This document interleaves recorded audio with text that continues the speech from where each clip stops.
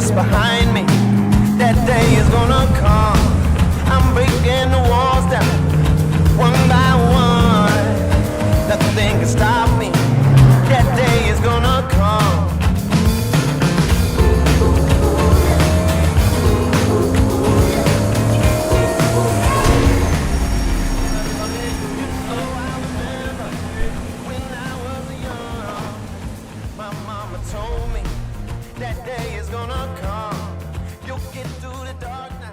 Wow, that was nostalgic. The Koenigsegg CC8S, the first production car we ever made, and we delivered the first one in 2002. That's exactly 20 years ago. And what a ride it has been since. After the CC8S, that took a Guinness World Record for the world's most powerful production car, we presented a CCR 2 years later, which beat our own record, and the top speed record for production cars. After that, we had the CCX. And after that, the CCXR, the Agera range of cars, the 1-to-1, the Regera, and the Jescos and the Gemera. The Jescos are sold out since many years and are on the production line and going off the line as we speak. And to celebrate the 20 years of Koenigsegg production history, we want to introduce something very exciting to you today. Something that really embodies all these 20 years and celebrates the starting point of Koenigsegg. So follow me.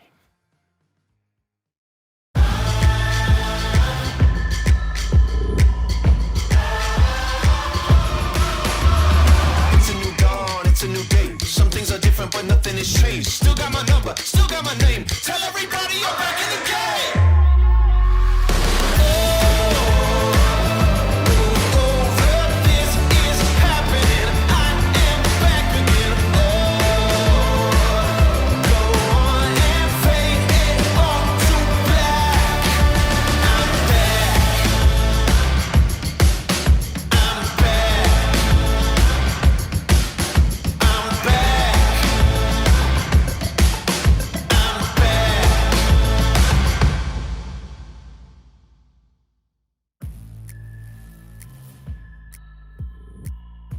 So this is it, the CC850, the follow-up model of the CC8S, our first ever production car in 2002. So before I go into the details of the CC850, let me tell you the story about the CC8S. The CC8S, it was really a loved child created from blood, sweat, and tears from a very little crew of people. I started Koenigsegg in 1994, and we built a few prototypes during the 90s, and in 1998 or so, we started development of the first production car, the CC8S. We showcased it for the first time to the world audience at the Paris Motor Show in the year 2000. We managed to get the most powerful output of a production engine with emission homologation in a homologated and crash-tested car. In 2002, that meant 655 horsepower was the world's most powerful production car. So things have moved on, both for Koenigsegg and for the rest of the world since.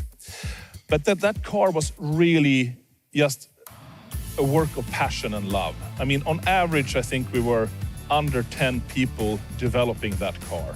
And it went on to set records and went on to become, from our perspective, iconic and really the epitome of Koenigsegg. It's easily recognizable. You can still see, I would say, the DNA from the CC8S through all the follow-on cars from there on. And if you look at a CC8S still today, in my mind, it still looks quite modern, kind of timeless. And when you look at it next to the CC850, which is really the continuation of the CC8S, but 20 years later celebrating the CC8S, we did not have to change much from a visual perspective to make it look super modern, sleek, and have the right aerodynamics and the right ergonomics, features and functions. So that really puts the finger on how well the first car was executed by this very, very small team. The 50 comes from that we're making 50 of them. And it also happens to be my 50th birthday this year. So it kind of combines well with the celebration of 20 years of Koenigsegg, my 50th birthday, and making 50 of these. It's a good low number for a very special, unique, hand-built, limited edition car. As with the CC8S, we have, of course, the Koenigsegg doors. We have, as the CC8S, the detachable and stowable hardtop in the front. But as all modern Koenigsegg's, of course, we have the auto skin, everything is robotized. The chassis has different ride heights depending on your conditions and different stiffnesses of the suspension. We have active aero underneath the car. We have active rake and ride height, and we have integrated the top-mounted, fully foldable, active rear wing that we pioneered on the Regera. Of course, here it's adjusted for this shape and form. But we really wanted to have it foldable because the original CC8S, of course, did not have a wing. Technically, it had to move forward a lot, of course, because we have new emission regulations, we have new crash regulation, and ergonomics fit and functions that are necessary to stay viable. But we really try to keep everything as similar as possible, but move it to 2022. And if you look in the interior, you will still recognize a lot of features and functions from previous Koenigseggs, like we now have the flag on the shifter knob, like the CC8S had, the Swedish flag. So now I said something. We actually have a manual in this car. You know that I got that soul, yeah. Let me show you that I got that soul, yeah.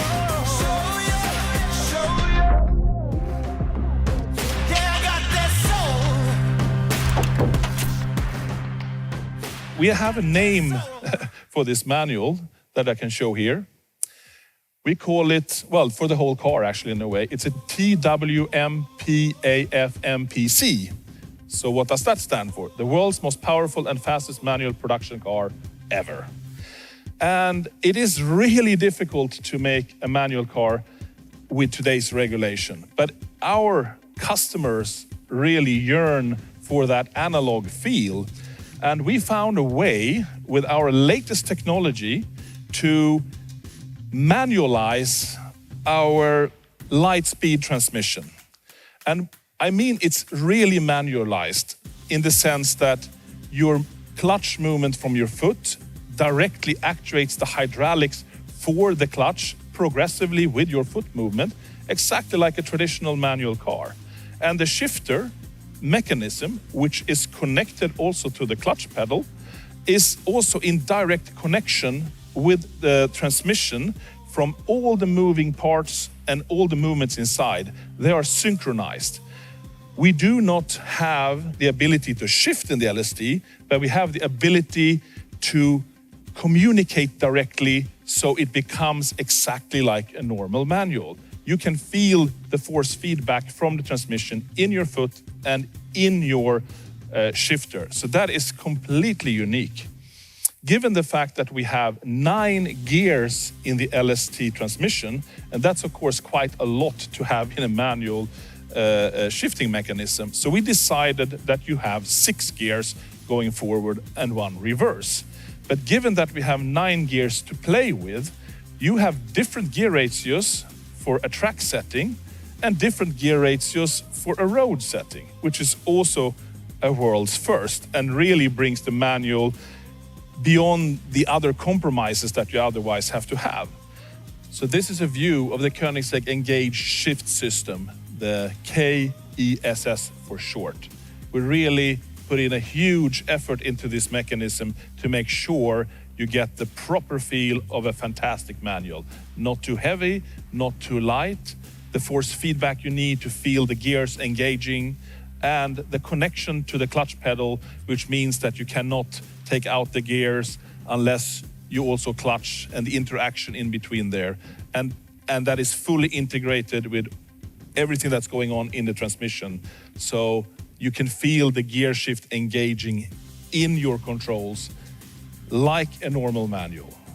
That was a huge undertaking, And we're so proud of it. And it means we can save the manual for the future. So when you're in automatic mode, you have that super smooth shifting that you expect from a modern automatic transmission. But when you're in manual mode, you have that direct, hard-hitting sensation of a manual.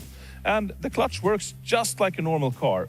Your movement directly relates to the pressure on the clutches in the transmission. So you can drive away really smoothly if you're a good driver or a normal driver. And if you lift off the clutch, the car will just jump and stall. It's a manual. There is no difference. It just features and functions like a proper normal manual. And we're super excited by that. But let's look at a little bit on the performance and the stats of the car.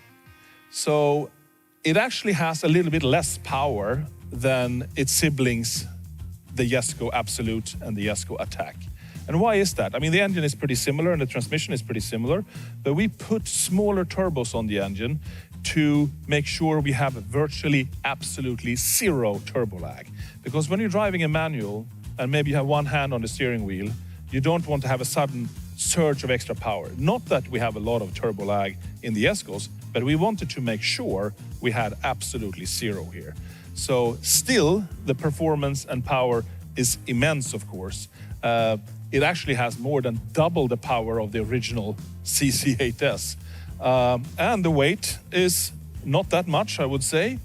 And of course, we encourage everyone to run on biofuel, E85.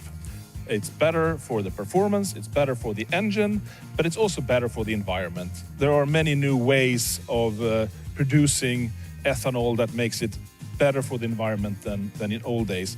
But there are also coming very exciting new fuels with solar fuel and synthetic fuels that you can mix in together with the petrol or the 85. We care very much about the environment, but it's also exciting to keep the animal alive with a combustion engine in this low volume. And as the car is lighter and not driven so much, and we don't have to take so much raw material out of the ground, we actually know that this is as environmentally friendly as an electric, especially if you don't drive as much as a normal car and you can drive on biofuel. So we really want to put that forward, that is important to us. But yeah, so we have the two Jeskos behind here. And they're really kind of the fan bearer for the technology for this car. But we did a lot different. I mean, the suspension is differently sprung. The interior is quite different. Actually, the whole glass area is different as well. It is a little bit lower, like the previous Koenigsegg's, to really capture that CC8S vibe. So it's very much a car on its own, but it rests on the laurels of the Jesko development. And that is what I have for you guys today. I hope you enjoy, and I hope you get to see more of this creation that we're so proud of. So happy anniversary, everyone. Thank you.